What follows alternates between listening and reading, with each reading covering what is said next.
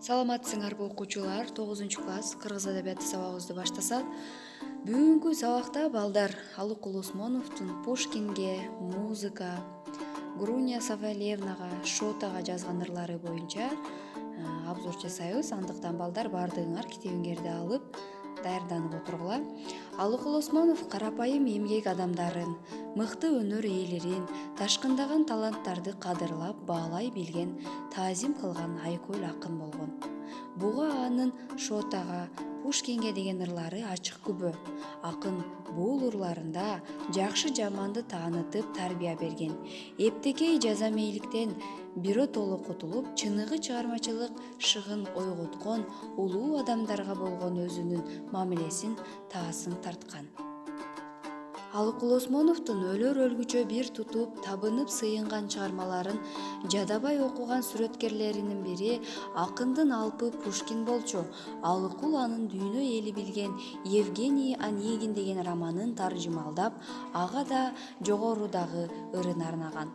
Акын бактысы менен жыңайлак жарышып, жаңыдан гана ыр көлүнөн суу ичип жүргөн жаш чагында эле океандай түпсүз терең Пушкинди өзүнүн жарым кашык дарыясына чөктүрүү жөнүндө кыялданган. Бирок улуу акын улуу деңиз жарым кашык алсыз дарыяга чөкпөй койду. Бул үчүн Алыкул Осмонов кайгыга батып отуруп калбай, тескерисинче ар бир көңүл калуу ага канат бүтүрүп, улуу иштерди жетеледи. Себеби Пушкин сыяктуу улуу адамдар элге кызмат кылууга аргасыз кылат. Алардын улуулугу дагы, өлбөстүгү дагы мына ушунда.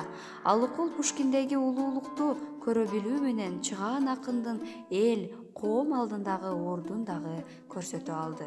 Чыныгы акын адам жүрөгүндө катылып жаткан не бир асыл сезимдерди ойготот, жүрөк титиреткен.